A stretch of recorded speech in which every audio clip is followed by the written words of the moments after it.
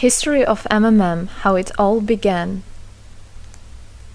Starting up of MMM, in 1989, Moscow Executive Committee in Leninsky District registered MMM as a cooperative society. It is in Russia. A few words about the leader. The MMM Cooperative Society was founded by Sergei Mavrodi and was one of the leading computer equipment distributors in Russia. Sergei Mavrodi, having a degree in maths, worked as a programmer and took part in the development of the first operating systems. A few words about his decision to make his own company is the fact that having worked as a simple worker from 8 to 5, he understood that freedom is the most important for him, because that work of 8 to 5 is literally a slavery. At any point, at any time, the company can throw you out and you'll be left without nothing, although you could have worked in that company for years and years. So he realized it. This is why he decided to create his own child, and he knew whatever his efforts will be, it will come back to him in form of dividends and income. Free of charge travel campaign. In 1992, the brand became universally recognizable after Mavrodi offered several times to all the residents of Moscow a day of free of charge travel in metro, Moscow subway. Pretty smart. Birthday of MMM. On October 20, 1992, the joint stock company MMM was registered. In fact, it is a birthday of MMM in the traditional form in which people got used to consider it. The shares of MMM on sale. February 1st, 1994, the shares of MMM went on sale, and people immediately began to buy them. Moreover, the company willingly bought them back on a new, higher rate, which grew very fast at about 100% per month. The company's principle today is always more expensive than yesterday worked perfectly. Few words about that. Why did he do that? As you might know, in 1991, the Soviet Union fell. So if until at the time of the Soviet Union, everything that there was in the country, like properties, different companies or whatever that was bringing some goods, was national. So any person of the country was entitled to have a share of that production, of that company. Everybody was equal. But when the Soviet Union fell, what it meant is that all the companies, all the properties had to be privatized. So you can imagine there is a company, a huge company. People worked there for years and years. And at one moment, there comes a person and says, all that is mine. Yes, this was the case. And obviously that information, that laws about the fact that it was possible to privatize was kept only for a small group of people for obvious reasons. So a simple worker who worked in that company for years and years or all his life didn't know he can actually come and say by law that that is his. So what genius idea Sergei Mavrodi had is to sell these shares to gather the money of the people, and with this money to buy those companies. So basically, if a person has an MMM share, he would have had an exact share from the company that Sergei Mavrodi bought. For example, a company from oil and gas or something else. Obviously, he knew perfectly which companies are worth it and which companies were not. There was quite a battle there. So as you can see, his idea was great, but let's see what happens. Government is trying to hinder MMM's activities. Surprise, surprise! Planned by the Russian government, MMM 94 was intentionally collapsed. It began when tax inspectors accompanied by OMON officers passed through the crowd of depositors and went inside the central office of the company to give a notice about the planned tax inspection. Right. So obviously, the small group of people that I was talking about is the government people, is the people that have connections and so on. And they wanted, obviously, all that money, all those properties to be kept in their hands. This is how the nowadays oligarchs were made. At that moment, they had nothing. In one day, they got loads of money. And now you can know them as very rich people who made their money on the back of a nation. So obviously they did something just to provoke some panic going through the crowd. Obviously, for any financial institution, a panic is really bad. As I remind you, at that time, MMM was selling shares, was a share stock company, let's say. Mavrody's arrest. Sergei Mavrody was arrested on tax evasion charge. Really lame excuse. It wasn't at all like that. What happened, even the person that was in charge with giving the arrest, he told him that there was no other option for them. They had to do something, even though it was illegal what they were doing, but they had to do it as they were afraid of him. Because, as he said, another 2-3 months and in whole Russia there would be no government, no banks, nobody, only Sergei Mavrody, that who holds the money nowadays. This is in charge. So he was arrested, and his arrest was broadcasted live on all TV channels, obviously to show off more, to show people how bad he is, and actually the government didn't do anything wrong.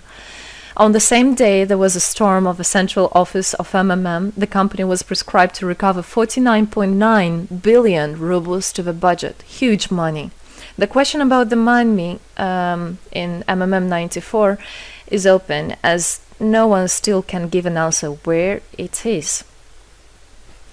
The authorities simply turned a blind eye to it, although hundreds of eyewitnesses are ready to confirm, even under oath in court, that they saw 17 trucks take out cash through the back door.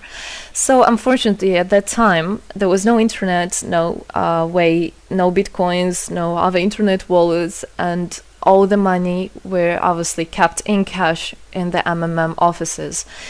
And the government took advantage of it. They just came, took it out, and then they said nothing. Moreover, they didn't say where the money went. They even made the way to make people believe that Sergei Mavrody was the one who took all those 17 trucks of money and disappeared. But obviously it wasn't the case. It was a simply lame excuse. Demonstrations against state authorities. August 1994. Thousands of MMM depositors affected by the artificial collapse of the pyramid protested and demanded to set Mavrody free.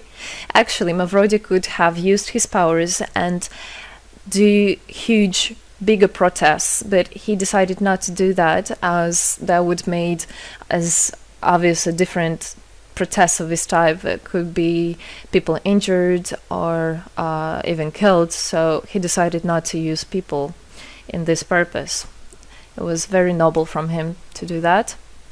MMM leader became a deputy. However, he found a way to get out of the prison. Being imprisoned, Sergei Mavrody had managed to register as a candidate for a deputy of the State Duma and was released from prison. He won the elections by a landslide and became the deputy of the State Duma of the first convocation.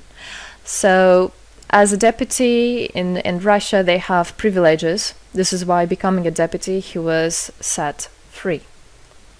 The State Duma is against Mavrody. Surprise, surprise! The State Duma deputies deprived Sergei Mavrody of his deputy plenary powers due to his permanent absence at the Duma's meetings. That incident was the only one in New Russia's history. Sergei Mavrody wasn't interested at all in politics. It's not, he hates politics, as he said it many times. So he became a deputy only for the reason to get out of a prison. That's it. He wasn't interested to go to their meetings, as he himself considered as well the people there as being quite silly and not worthy to spend time with. But this was another lame excuse for them to deprive him by saying that he is absent. A candidate for presidency. The Central Election Commission registered the authorized representatives of the initiative group that had nominated Mavrody as a candidate for the president of Russia, but subsequently rejected a significant part of the signatures in the support of a candidate, and his registration was renounced. So, for obvious reasons, they did that again. They weren't interested into having a fair president, a fair leader on top of their head. Revival of MMM, January 2011. Sergei Mavrody renounced launching a new launching a new project of MMM 2011, Together We Change the World. Previously, there were simply no analogues of similar systems in the world. The film about MMM, the launch of the project fell in the same time interval with the release of Russian film about MMM Pyramid, the plot of which is based on the eponymous book in which the history of MMM is disclosed by Sergei Mavrodi. So he wrote a book, and there is a movie which I highly recommend you to watch. You can find it online on YouTube. MMM is building a new, fair financial order. June 2012, the activity of MMM made a lot of banks collapse and a huge outflow of funds from deposit accounts happened. The system numbered more than 35 million members at the time. For obvious reasons, the fight against the system started. It suffered the same fate as MMM 94, eventually collapsed. So what happened? A lot of banks, as I already said, had a huge outflow, and another minus of the system of that time was that it wasn't really quite a community, because the money was still kept by the managers in MMM. So it wasn't the same idea as it is now, comparing it now, where people exchange money between themselves. You don't need to put it in a central account. At that time, there were central accounts, and it was again used by the banks. They simply blocked those accounts that they identified as being of MMM and took all the money away, and that's it. There were no other discussion about that. Again, huge loss of money. People lost a lot of money. Sergei Mavrodi didn't get all of them. It was again the banks that took the advantage of it. MMM 2012 is just the beginning. I'll be back. Sergei Mavrodi announced the launch of a completely new MMM, World Mutual Aid Fund, MMM community. It speeded up since the first day, showing crazy dynamics on new members' registration. It has been decided to send 10% of the whole turnover on payments to the affected members of MMM 2011. So again, another genius idea. In order not to make central accounts, in order not to gather the money somewhere, now the money are spread directly between participant itself. You can just check in your account online whom you should transfer the money to. So MMM now is connecting all the people between themselves and exchange, so that they can exchange the money and get benefits of it. It's amazing and it's crazy, but it is true. MMM is growing. Some short facts. 2012, MMM started its development in India. It had great, huge developments. 2012-2013, following India, MMM Bangladesh was launched as well. 2013, MMM Indonesia was launched. 2014, MMM Hong Kong. And it's not the end. MMM Global, 2014. MMM Global started up in the spring 2014. It is a voluntary network, a community of millions and millions of people from more than 100 countries worldwide. So there is already MMM settled in Argentina, Brazil, Philippines, Hong Kong, and other. And all the rest of people in the world from all the countries of the world are able to participate as well. So they rebelled against the financial slavery and combined their money for this purpose.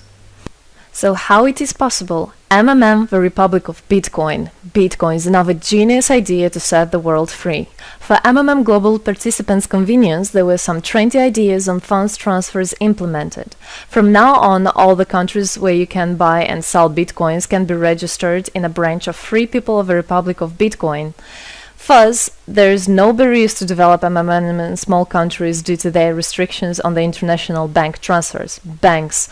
This is not something that we would want to use, as the banks can anytime put restriction on an account or even block an account and take all the money. Yes, the banks can do that. Read better your contract. So, Bitcoins is really genius idea to do that. Join MMM Global, join our community, set the world free. Don't hesitate, don't even think of going back, just go always forward. We are writing the history right here and right now. We are not going to be any more slaves working from 8 to 5, having pennies for that. We want to hold our own money and to get the benefits of it. I don't want a bank to use my money for their own purposes. I want us people, free people, to use our money, to exchange the money when it is needed, and to help each other. This is really a great idea. And join us, write the history here today with us. And together we will indeed change the world.